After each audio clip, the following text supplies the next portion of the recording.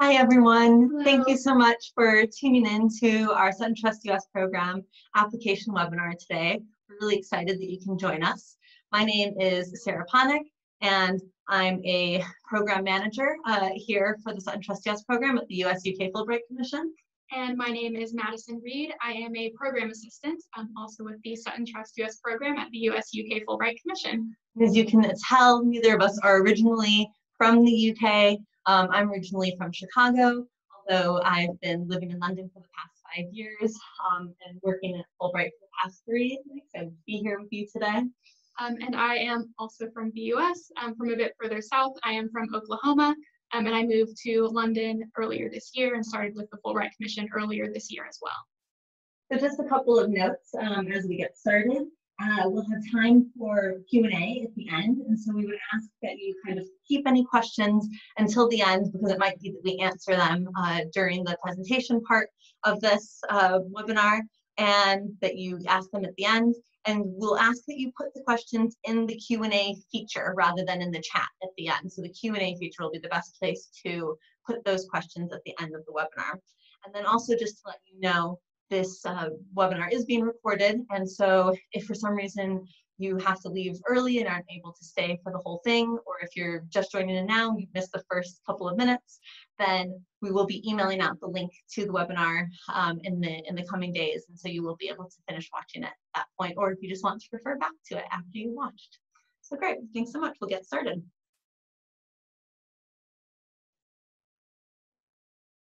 So just to start out with, a lot of you are here because you're interested in learning more about studying in the US and what that means. And so I wanted to start out a little bit with why students from the UK actually study in the US, because we do have thousands of students each year who do choose to go to the US for their undergraduate studies. And really one of the main reasons for that is actually the flexibility of the US curriculum. So in the US, the undergraduate degree is 4 years instead of 3 that you have here in the UK. And when you go to the US, you can actually apply to university undecided about what you want to study, about what you want to major.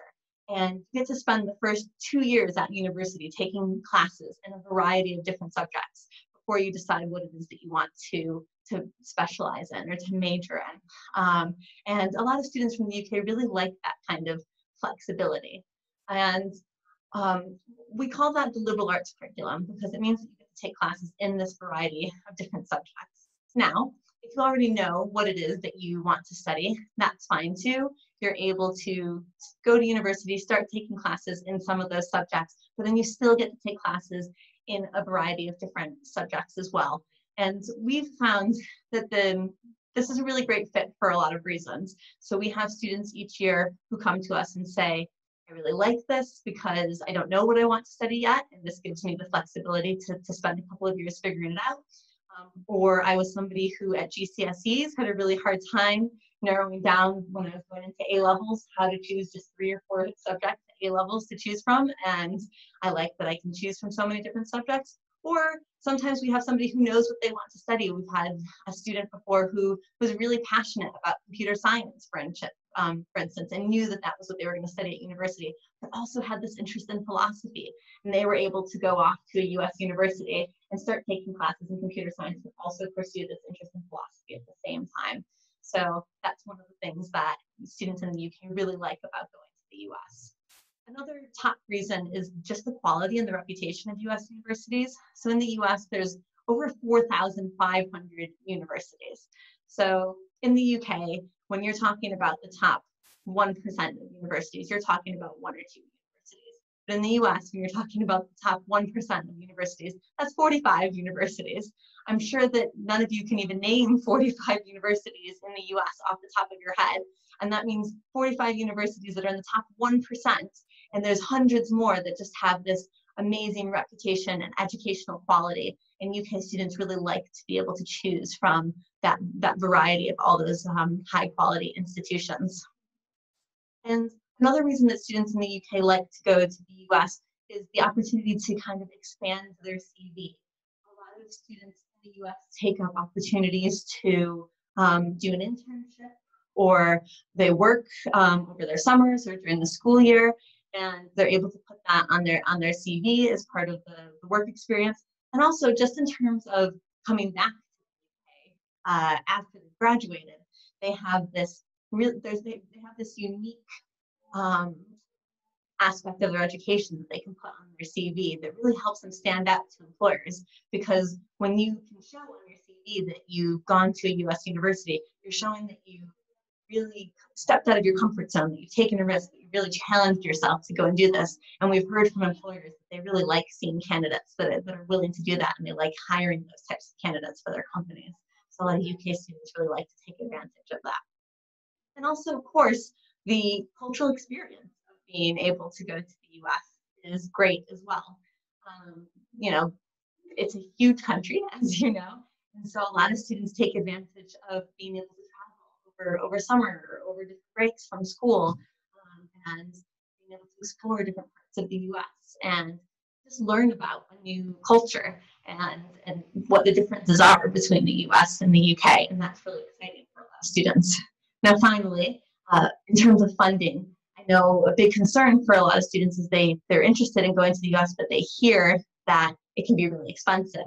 And while it is true that fees for US universities do tend to be higher, significantly higher than UK universities, because there are no set fees and US universities can charge however much they want.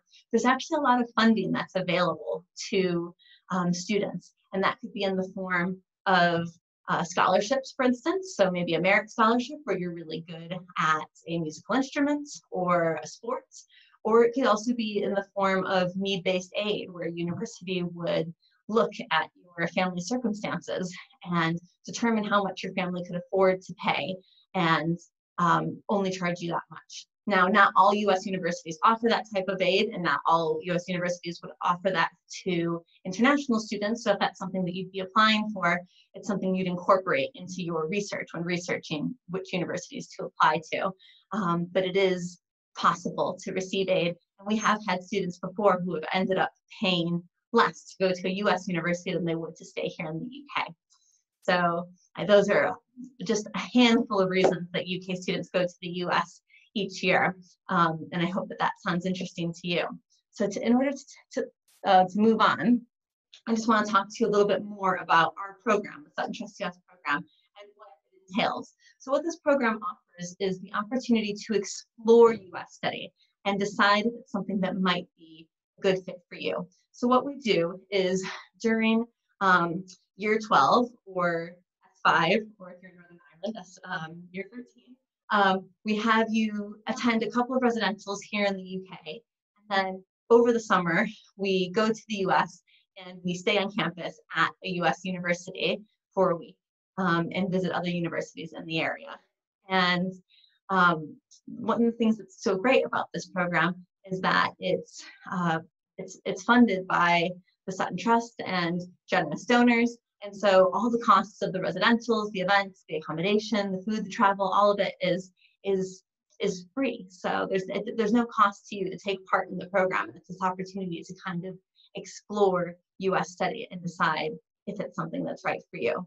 So I'd like to go into a little bit more detail about what the program entails, just give you a little bit more information. So if you're accepted onto the program, then you'd be invited first to attend and expected to attend a residential in April here in the UK. And at this residential, we provide you with kind of an introduction to US universities, the different types of US universities there are, what the admissions process is like, what the process is for applying for financial aid, all of that information, and would give you kind of an overview of that. It would also help you start to prepare for the ACT, which is an admissions exam that is required for some US universities. So we'd help you prepare for that. And then in June, we would pay for you to actually take the ACT admissions exam. So we'll help you prepare, we'll give you all the tools that you need. And then in June, you would sign up for a testing center that's close to nearby where you live, and you would go and sit this exam. So we pay for you to do that. And then at the end of June, we would invite you to attend another residential here in the UK. And at this residential, we'll focus more in depth on the application for US universities, and we'll have workshops to kind of help you start thinking about essays and extracurricular lists and all the information that will be needed to apply to US universities. And we'll talk a little bit more about financial aid there as well. And then the very exciting bit, at the end of July, kind of beginning of August time, you get on a plane with us and we fly to the US for a week, and we stay on campus at a US university. So last year, students either stayed at Duke, Princeton, MIT, or Yale, and then they also got to visit a number of other universities that were in the area and take part in American cultural activities, such as going to a baseball game, having lunch in Central Park, going to the Met, and really just explore what university is like in the US and help you figure out if it's a good fit for you. And then when we come back from the US, you get to decide, do you think that you are interested in applying to US universities? And at that point, some students decide that it's not for them and they would rather not go to the US for a whole 4 years. Some decide they might actually want to incorporate a year abroad in the US as part of their degree here in the UK. Some decide that they're going to think about it as a post-grad option. Some say, maybe I'll just go back and travel or do a summer working as a camp counselor in the US. But we do have a number of students each year who are interested in applying to US universities. And for those students, they're able to apply for continued support on the program throughout their final year of school. And for those students, we provide continued support throughout your final year to help you apply not only for the admission, but also to apply for the financial aid that you would need in order to attend. And what's great is that we not only support you through this process, but we also would support your school through this process as well. So we help support, because we understand that a lot of your schools may have not supported a student in applying to US universities. So we support your school and help them prepare all the documents that they would need in order to apply for you to apply to a US university. So that's a much more kind of in-depth, detailed description of the program. So in terms of eligibility, you can see the eligibility criteria here. It's very important that in order to apply for the program and take part in the program, you're currently year 12 in England and Wales, S5 in Scotland, or year 13 in Northern Ireland. You must attend and have always attended a state-funded school or college. So this is a school where you don't pay fees. You cannot hold US citizenship. Our students will come from low-income backgrounds, so that generally means a household earning $45,000 or less. And you must, of course, be interested in US culture and higher education. Now, that doesn't mean that you know right now that you're going to apply to a US university, because as I've said, the program is about exploring and deciding if it's the right fit for you. But you have to at least be interested in it so that, you know, you can make the most of it. And then we also have some additional criteria that are outlined here. And these are not requirements in order for you to apply, but it does mean that the more of these that you meet, the more likely that you are to gain a place on our program. And so you can see these here, but they include things such as being eligible for free school meals, being the first generation in your family to attend university, that kind of thing. And so as I said, you don't have to meet these criteria in order to apply, but the more of these criteria that you meet, the more likely you are to get a place on the program. And with that, I'm going to hand over to Madison now to tell you a little bit more about the application itself and tips for the application. Great. So now that you have a better understanding of what the program entails, I'll just break down the application a little bit more for you. So the application is made up of two main sections. First, your online student application form and an online school reference form. Both of these forms are going to be based on the US Common Application, which is what you would be using to apply to universities in the US. And you'll submit these forms online at our website, which is us.suttontrust.com, is where you can start an application form. You will create a login and you'll go through a really short eligibility check to ensure that you meet the eligibility criteria that Sarah just went over. Once you've confirmed you're eligible, you'll be able to access the application and you'll have access to that form up until you submit it or up until the deadline of 19th of January. So for the student application form, this section, as I mentioned, is due on the 19th of January. We're looking for a few different things in the application. So first, academic achievement, extracurricular activities. We have a section on your family and financial situation. And lastly, we'll have several short essay questions and a short video interview for you to fill out. Now, it is quite lengthy, and that's for a few reasons. First, it is modeled on the US Common Application, like I said. So you would fill out a very similar type of application applying to US universities. And second, it helps give us a really holistic view of who you are as an applicant. So US universities will use a very holistic process in deciding who to admit into their student body. So we're also looking for very well-rounded students. We really want to get a sense of who you are as a person, and we'll take a look at your application as a whole instead of focusing on just your grades or just your academics. We're also interested in your family and what you do outside of the classroom and your interests and hobbies. And for your school reference form, this one is due on the 21st of January. So for the school reference form, all that you have to do for the application is decide who is going to be your reference. So on the school page of the application, you'll enter your teacher's information to invite the reference into the application. Your teacher will get a link where they're able to access the reference. So the reference is kept completely confidential. Again, this mirrors the US Common Application process. And you won't be able to see the reference, but you will get an email when your teacher submits their reference. So you'll know when they're able to submit it.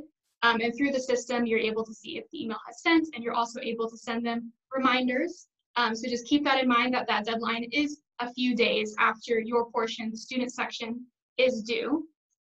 And as an important note, the referee should be from your current school, since we ask questions about the current school context and your grade predictions. Again, giving us a bit more context about your school background, where you're coming from, sort of the circumstances involved in your education. This reference should be someone who knows you well and should be able and willing to give a very fair and honest assessment of your character. So in order to do this, the reference should be at your current school and should not be a family member or a close family or personal friend. So just keep that in mind when you're reaching out to teachers and deciding who your reference should be. So moving on to some application tips. So hopefully these will help you moving forward into the application. Take a look at my notes for a moment. So firstly, give as much context as possible. So like I said, this is a very holistic process. When we're deciding students to admit into the program, we're looking at each and every part of your application.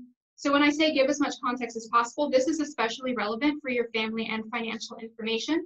We understand that the application cannot necessarily reflect every individual family's financial circumstances. So if there are financial or academic circumstances you want us to know about, there are ways in the application you can give us that information, for example, in your personal essay or personal statement section, as well at the end of the family and financial aid form. Secondly, draft your essays in Word before putting them into the application. This is because it will give you access to an accurate word count, and it will give you access to spell check. So please double check your applications for any grammar mistakes or spelling mistakes, because they may not be caught if you draft them in the system itself. Third, submitting a video interview. So along with your personal statements, you'll be expected to submit a video interview. At first, that can sound really intimidating, but we have quite thorough instructions on how to submit your interview to us and what questions we expect you to answer. So be sure to look at that video instructions document, which can be found in the application. My biggest tip for the video interview is that you don't have to overthink it. It's just very casual, very informal, and it just really helps us as the reviewers get a sense of who you are as a person. Because oftentimes people come off quite in a very unique way over video that may not always be reflected over writing. So it's a really good way for us to understand who you are as a person, who you are as a student. You don't have to do fancy editing or background music. It can just be your phone propped up on a stack of books. Lastly, avoid cliches. We receive a lot of applications, so try to avoid cliches to help yourself stand out and focus on telling the unique story about yourself that only you can tell, and be yourself. So hopefully in this process, we'll be getting a good sense of who you are as a person We admit all sorts of applicants with all sorts of interests, all sorts of personalities and backgrounds. So really just try to give us a fair and honest representation of who you are and your interests. And a few more technical tips. So first, save at the end of each section. So there is no need for you to submit your application all at once. You can draft each section individually. So don't feel like you have to rush. You still have just over a month, I believe a month and a day, until your application is due. So you do have time. You don't have to submit your application the second you finish each section. That being said, submit before the deadline. That's not to say you have to submit weeks before the deadline comes up, but please don't leave it until the last minute. I believe it's due at 11:59 p.m. on January 19th. Try to avoid submitting it at 11:58 p.m. There's just too many things that could go wrong. Your internet could have issues, your computer's battery could die, the system itself might be a bit slow because more people are submitting applications. So just for your own peace of mind, submit a day or two in advance. Next, save a copy of your application. Once you submit the application, you won't be able to access it anymore. So if you want a copy of your personal statements or of that video interview or of your essays or of any of the information you're inputting into the system, save an extra Word copy on the side. Just copy and paste everything into a Word document so you'll have access to it later down the road if you want to reuse some of that material for other university applications or you just want to refer back to it. Lastly, check your application before hitting submit. Like I said, once you hit submit, it's final. So check each section to be sure you're submitting the strongest section possible. Excuse me, I'm going to have some water while we move on to our other ways to learn about U.S. study. Excuse me. So this program is run by the US-UK Fulbright Commission, where the both of us work in partnership with the Sutton Trust. So the Fulbright Commission is the official source of advice for US study in the UK.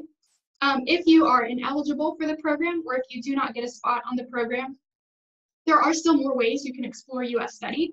So I'd really refer you to our website, which is fulbright.org.uk, where you can find full guides for applying to the US, information about financial aid, information about how to choose a university, as well as information about other seminars sort of similar to this one, where you can learn a bit more about applying in the US. And lastly, we run US College Day, excuse me, which is held each September, which is the largest US college fair in the Europe. Excuse me. And we have 170 universities come from the US to attend our USA College Day each year. And as Madison was saying, it's free to attend. You just have to register for it in advance. And so you can actually sign up to be notified when that the tickets become available for that event. And we really would encourage you, if you're able to come to London and you're interested in learning more about US universities, to attend that fair, because oftentimes it is the admissions representatives who read UK applications who attend that fair. And so if you come, you might actually have the chance to speak with an admissions representative who could be the one reading your application should you decide to apply to university there. Great. Thank you. Sorry about that. So we'll have, like Sarah said at the beginning, we do have some time for questions. And again, please type your questions in the Q&A box. It will just make us easier to go through all of them. I see a few are already coming up.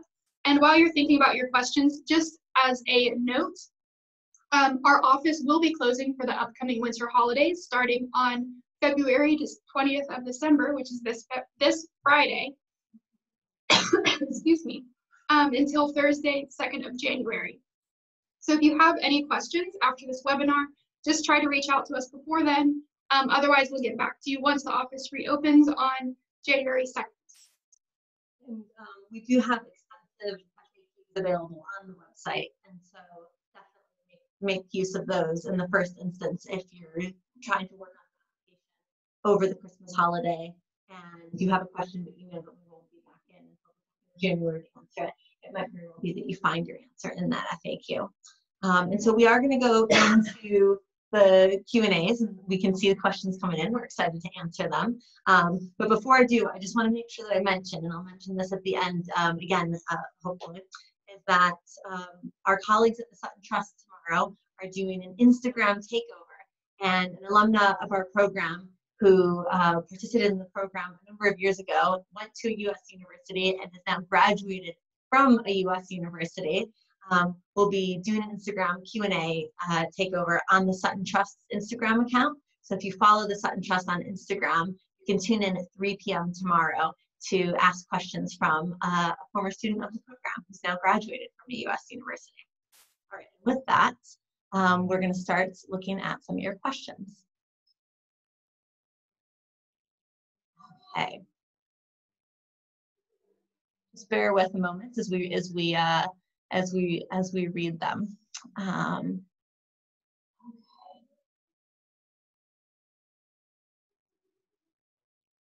Okay. So the first question is somebody just wanting to check in if we travel from the UK to the US as a group or individually. Did you want to answer this, or do you want me to? Sure, I can go ahead. Yeah. So as with all of our residentials, the US week is going to be as part of a larger cohort.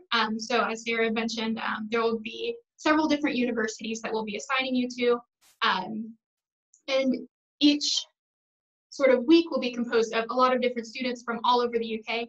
So you will be traveling as a group. It's also a great opportunity to meet a lot of really interesting students your age from all over the UK. And the next question, how do you pick and choose which universities each cohort go to and visit? And that's a great question.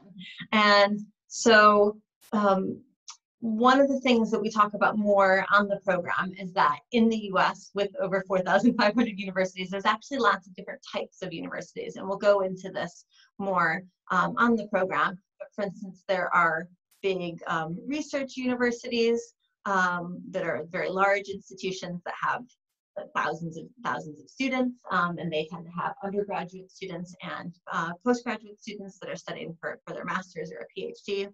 We also in the US have something called liberal arts colleges, which are really unique. So it's something really unique that we have in the US, and these tend to be smaller universities and colleges that have only undergraduates on campus. And so something that's really exciting about that, for instance, if you're somebody who's really interested in science and research or just research generally, a liberal arts college might actually be a good fit for you because at these colleges and universities, there are no postgraduate students. And so when professors are looking for people to help them with their research, they're using undergraduate students to do that. And so there's lots of opportunities to kind of help professors with research. And you're also being taught by professors, whereas at a big research university, you might be having classes that are taught by graduate students. So, to go back to your question, we make sure to visit a variety of these different types of institutions. So we'll visit, even though there's different weeks that it's assigned to, each week we'll be able to visit research universities, each week we'll be able to visit liberal arts colleges. And we also have something that's really unique in the US that are called women's colleges, which you'll learn more about on the program, which are universities for female identifying students that are really unique and wonderful institutions. And so we try to make sure that as many students as possible get the opportunity to visit a women's college as well. So yeah, that's a great question. All right, next one. Would you like to take the next one? Sure. So how many places are available on the program? I would assume that means how many student places are on the program. So this upcoming cohort will have, I believe it will be 100 to 200 students. Yeah. Sorry, cohorts in past years. So we'll have 200 students on the program. Next one. Yeah, so there'll be 200. Oh, so many questions coming in. I want to make sure that I'm getting them. Okay, so the next question is, are we allowed to do the SATs as well? So just to explain, for some of you who might not be familiar with the SATs, so in the US, there are a lot of universities will require an admissions exam in order for students to apply. And the two main exams are the ACT and the SAT. And US universities that require this exam will accept either one, the ACT or the SAT. We like to, when we describe them to British students, kind of describe them as being similar to Coke and Pepsi. They're slightly different in their own ways, but at the end they're both brown and busy, and you get the same results. And so, as I've mentioned, on our program, we prepare students for the ACT, and so we'll be preparing students for the ACT, and we will be having you, and we will pay for you to take the ACT. And so that will be the focus of this program. So, yeah. And then the next question, how important are GCSE grades for one's application? And so the answer is that they are quite important. And so in a US university application, the first thing that US university is going to be looking at is your grades. So they'll be looking at your GCSE grades, and if you're applying to a US university, they'll be looking at if you have any AS levels or A-level predictions or hires or IB grades, all of that kind of stuff, and that will be the most important part of your application. They do look at things like the admissions exam as well, but the most important part of your application is going to be your grades, and that is something that's really important for our program as well. So most of the students who are successful on our program are students who have received 8 or more outstanding grades at GCSEs, and I believe it's 6 or more outstanding grades at National Fives, I think, off the top of my head. If you are somebody, and when I say outstanding grades, that tends to be A's, A stars, 7s, 8s, 9s at GCSEs, and A's and B's at National Fives. And we do have students who might be close to this, but not quite reach that, that are selected for the program. But for the most part, our students are going to have top grades in order to be successful in their applications. And those criteria that we're looking for can also be found on the website. So we'll have specific sort of grades that we're looking for. Yeah, all that information that I've just said, thank you, Madison, is available on the website, so you can look at that as well. What makes an applicant stand out? I think you've touched a little bit on this. I don't know if you want to reiterate a little bit of what you've said in terms of your tips, Sure. but I'm happy to elaborate.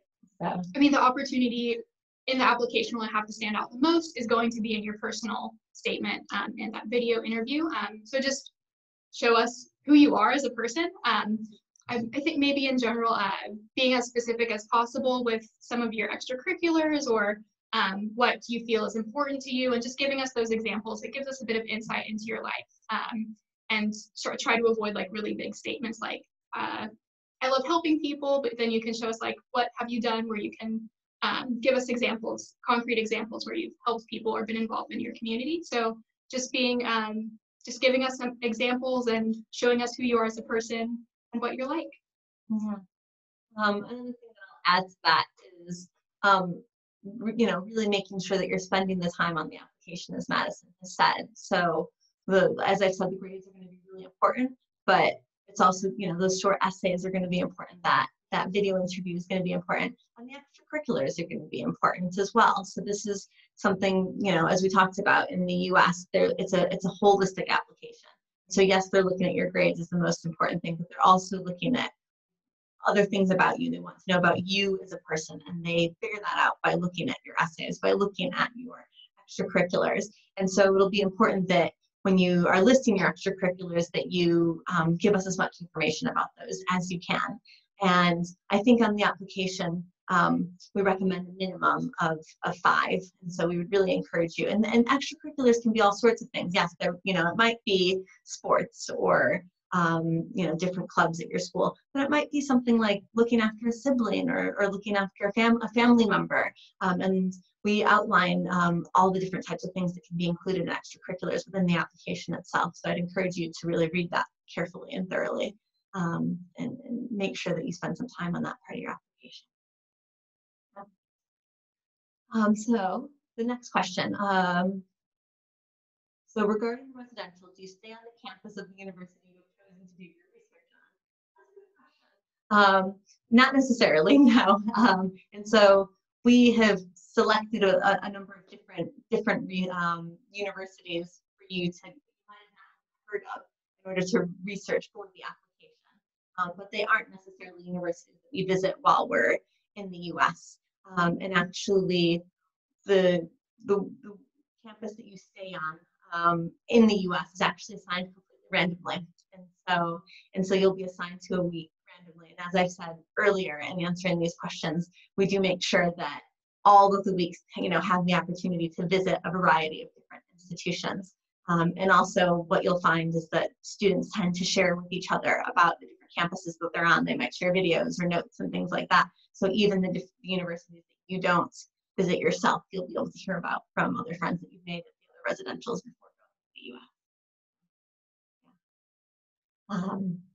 The next question, are there any other programs similar to this that will help in American studies? So I could read that question in two ways, so I'll answer it in both ways. So one way is in American studies in terms of going to the US for your studies. And if that's what the question means, sorry, there are other programs that will help in terms of going to the US for your studies. I don't know of any programs that do it exactly the way that we do, but as Madison has said, if it turns out that you're not eligible for this program or you apply but you're not selected, we really do encourage you to make use of the resources that we have here at Fulbright, because we offer in-person seminars here in London that are free to attend. We offer webinars like this one where we just give loads of information about applying to US universities. We have the USA College Day Fair, so we do have all sorts of resources that are available. So if for some reason you're not selected for the program, but you're really interested in going to the US for your studies, then you should take advantage of the resources that Fulbright has to offer for that. If your question is that you're interested in American studies generally, such as doing an American studies degree here in the UK, I'm not certain of the answer to that, but I would encourage you to, in researching universities here in the UK, take a look at the different universities that offer an American Studies program. And I know that a lot of them will probably offer you the opportunity to do a year abroad as part of that degree. I know, for instance, there's a couple of colleagues here in the office that did an American Studies degree here in the UK and got to go to the US for a year as part of their UK degree. So, yeah. Will you know which university specifically we will visit during the residential week? So that all gets revealed further down the program. So it's kept as a surprise. You'll be told after the April residential which US week that you'll be attending, and you'll know from that what your host campus will be, which campus you'll be staying at for the week. But in terms of the different university visits, that is revealed closer to the time. So there's an element of surprise. On average, how many people apply for the program versus how many people gain a place? I'm happy to answer that, unless you wanted to. So each year we receive a little over 1,000 applications. So we usually have over 1,000 applications for 200 places. Now, if we have more applications this year, then we would still only have 200 places. So a little bit of that is dependent on how many applications we receive, but typically we receive a little over 1,000 applications for 200 places. All right. What is the difference between the SAT and the ACT? Can we pick which one we take? So in terms of picking which one you take, I think this may have been posted before I answered the other one, so just reiterating that on our program, we help you prepare for the ACT and we pay for you to take the ACT, so that's the focus on that. In terms of the difference between the SAT and the ACT, I've touched a little bit on this already, but also, and you can find out more information about this on the Fulbright website, but just if you're looking to do the exam on your own for any reason, or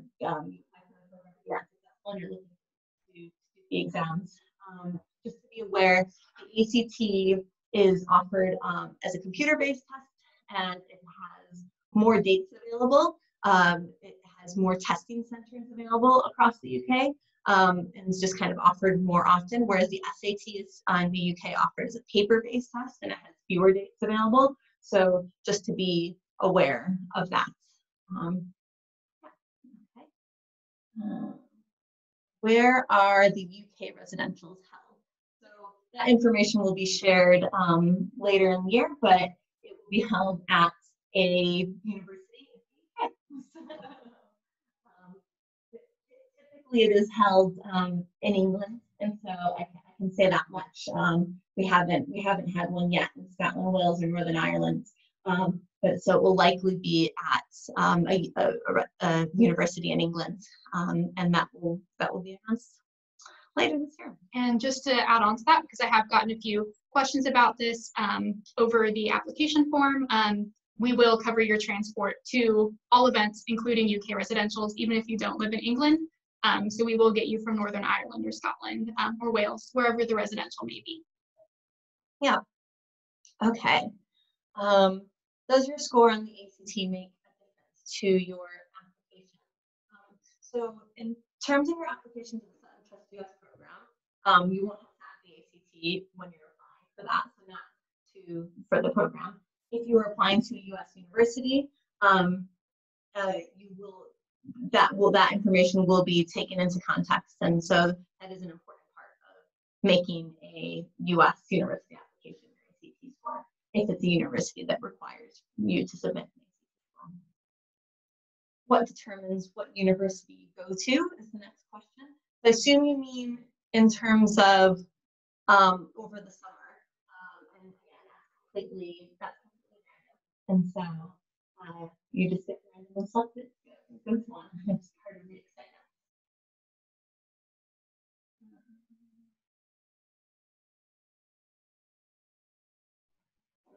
So it's just, you've got lots of great questions. So we're just scrolling through some of these we've already answered. So we're trying to find some.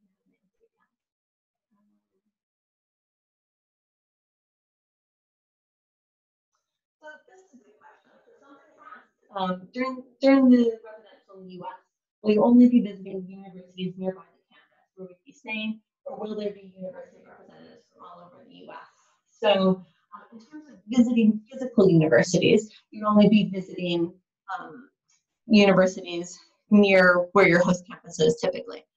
But we will have a university fair where all the students will come together for this university fair, which is typically held in Boston, and in previous years it's been held at Harvard University. And there's a university fair, and when we hold this university fair, we actually have representatives that come from all over the U.S. to this university fair.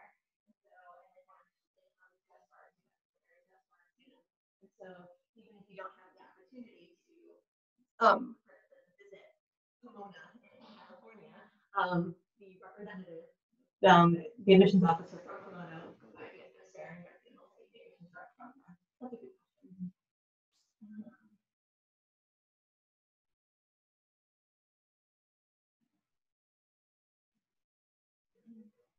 So somebody's asked, what will be the best and most efficient way to learn all we need to know about U.S. universities so we can best choose what universities we want to attend? So if you are, that's a great question, and if you are selected for the program, then this is all part of the program and part of what we do on the program. So we train you up in all of this and help you through that process. If for whatever reason you're not selected for the program, then I would really encourage you to sign up for some of Fulbright's resources, because we offer some really great webinars, and we have some really great information on our website about choosing a U.S. university and doing your research, because as I've said, over 4,500 universities, how do you narrow that down? And we do a lot more detailed in-depth work in our webinars, and so I would encourage you to go to the Fulbright website and make use of that information that we've got there. All right, do you want to take this next one, Madison? Sure. Yeah. And I've also seen in the chat that a few of you are having a hard time hearing us. Again, this will be recorded, and you can also find a lot of answers to your questions on the Sutton Trust website. So just to throw that out there, that we have seen these comments. So the next question is, I am also thinking of applying to the UK summer school program, and would this affect my application to the Sutton Trust US program? So as some of you may know, the Sutton Trust also runs several UK-based programs. So you cannot participate in both of the programs. You can apply to both programs, but you will not be able to participate in both. So if you'll need to choose. You'll just need to choose which program interests you more and which program you see as being more beneficial to your career path. Yeah, and so and what will happen is our the decisions for our application will be published before you hear about the UK summer school program. And so if you're selected for our program, as Madison says, you'll have to just kind of make a decision at that time. And so if you are interested in taking up a place on our program, then you would take that place up, and then you would no longer be considered for a UK summer school.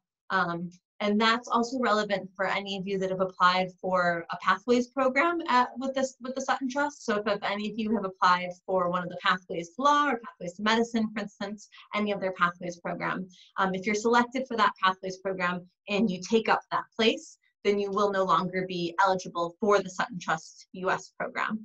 So just to be aware that if you end up taking up a place on one of those programs, then we will not be able to consider an application from you for our program.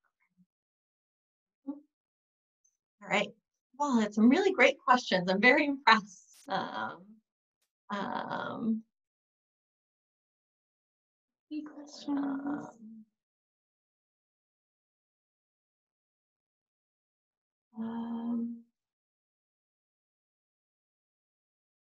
So one of the questions is, how do we know whether the university will be applying to requires us to complete the ACT test?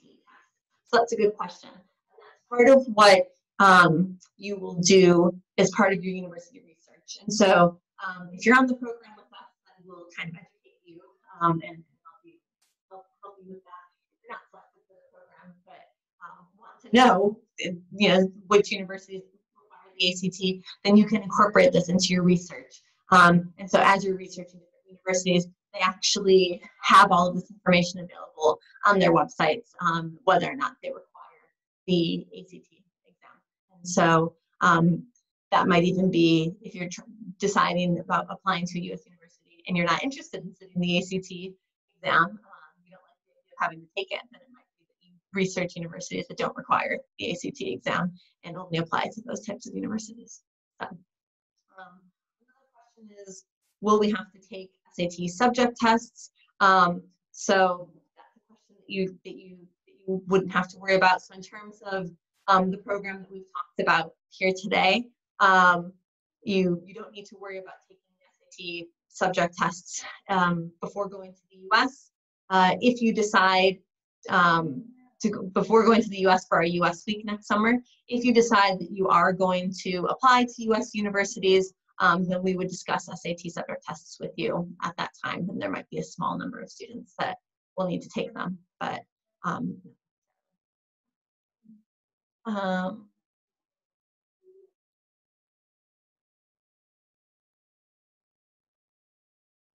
so just scrolling through, we've got a little under 10 minutes left. And we're just scrolling through some of these questions you asked and then we've since answered. So we're just trying to make sure. So if we do or don't get selected, how long after the deadline date will we be notified? And this is, I think, in the application, or will be in the email when you submit your application. I want to say that we say you will hear back from us by 5 p.m. on the last Friday of February. And there's also a timeline so on the website. Okay. Yeah, so you'll hear back. So I think applications closed 19th of January, school references due 21st of January, and then you'll be notified at the end of February. Whilst on the trip, do we participate in lectures or other educational lessons? So while we're in the US, this will kind of depend on the availability of that at the campuses that we visit. Because it is summertime at the universities that we're visiting, there aren't necessarily a lot of lectures that are happening. Some of the universities that we visit may offer a lecture, but not always. But what we will kind of be focusing on is, as I've said, because the universities are very different in the US, what you get to do is you'll take part in campus tours at all the different universities and get a feel for the campus. And you'll also be taking part in information sessions at the universities, and you'll find that different universities have things that are very unique, and you'll be learning more about, for instance, if you want to apply to that university, you know, what might be different about the application process at that university compared to another university. And you'll also have the opportunity to take part in a mock admission session, which will be led by an admissions representative at a US university. And that will be the opportunity to kind of put yourself in the shoes of somebody who selects applicants and, you know, read through some mock applications from students and in a group decide who would get selected for the university. That's a really interesting exercise that the students get to take part in as well. So when it comes to choosing a major, is this done during the application to university or once you're there? Do you want to? Yeah, I can go ahead and take that. So this student is asking, when applying to US universities, at what point do you declare your major, as we would say in the US? So it's a little different from in the UK, whereas in the UK, when you apply to universities, you'll be applying to a specific course, but in the US, you apply to the university as a whole. And so you'll typically, as Sarah mentioned, you'll typically sort of do general studies for your first year or two, depending on your university. And then once you have explored a few different fields, then you will decide what course of study you would like to pursue. So it will be done while you are at the university. And I believe some universities will let you, when you apply, if you know that you're interested in a particular subject, they might let you indicate what that subject is that you're hoping to major in. Not all universities will do that. But what we find is that the benefit of flexibility is that some students change their mind once they get to campus. So, you know, we've had students who are really passionate about engineering, and they get to university, they start taking classes in engineering, and they realize it's not really what they want to study, but they've taken a class in history or women's and gender studies, and they realize that they want to pursue a route in one of those areas of study, and they can switch because it's still early on and you've got that flexibility in the US curriculum. Do you have to share a room with someone for the residential, and if so, how many people share a room? So this is going to depend. In the US, it is typical for students to have roommates. So especially when we're in the US, it's highly likely that you will share a room with somebody. Typically it will be one person, but depending on which university we're at, it could be that you're in a room with 3 people or 4 people. For the residentials here in the UK, it just depends on the housing at the university that we're staying at. It might be that you have a room to yourself, but again, it might be that you're sharing a room with somebody, and that's quite common. And it is something that is quite common in the US. And so it's a good experience for you to kind of have as you're exploring US study. When will the exact dates of the US residential be revealed?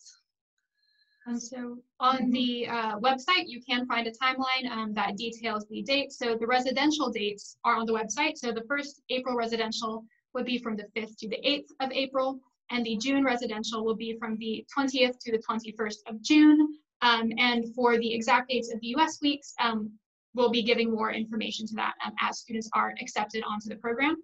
And we do ask that you block out all of those dates in your calendar, because all of those residentials and the US week are required for participation in the program. Yeah, and I think that on the website we do have specific date, like a specific time period at the end of July, kind of beginning of August, that you should keep blocked out, and it'll be a week during that period. But until we confirm everything with the campuses in the US, we're not able to confirm exactly what those dates are, and so it won't be the dates themselves. You won't find out until after you're accepted onto the program, which is why we ask you to keep those dates free until they've been confirmed. So we've just got a few minutes left.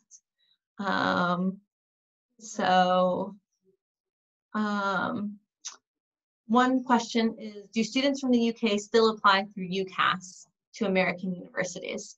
That's a good question. And the answer is no. So if you decide in your final year of high school to apply to US universities, you'll apply to your UK universities through UCAS still. You'll still be applying to those UK universities. But for any US universities, most universities in the US use something called the Common Application, which is what we've modeled our Sutton Trust US Program application on. And so you'd be filling out an application on the Common Application. Not all US universities use that. So if you're applying to a university that doesn't use that, then you would use their specific application. But most students will be completing their application to US universities on something called the Common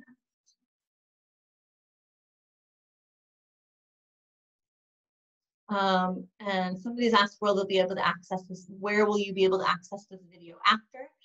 And so this will be, the link to this video will be emailed out to all of you. And so you'll be able to revisit this video afterwards.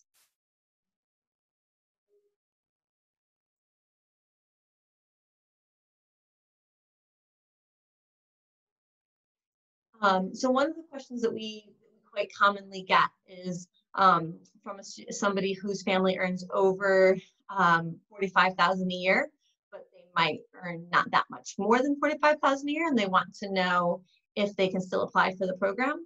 And the answer is if you're very close to that amount and you have other strong parts of your application, then we would encourage you to apply.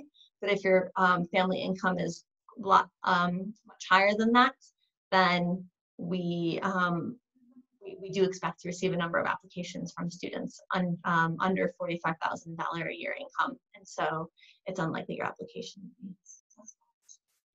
And on that note, I think we're almost out of time, so I'm sorry that we haven't gotten to all of your questions. If you have a question that's not answered in our online FAQs and you're very interested in having your question answered, please feel free to email that question to us and we will get back to you with an answer. But we thank you for attending and we hope that you found this useful, and we encourage you to also attend the Sutton Trust Instagram page tomorrow, the Instagram takeover from a former student of ours who completed her undergraduate degree in the US, who will be there to answer questions for you. So thanks very much. Thank you. Thanks. Bye-bye.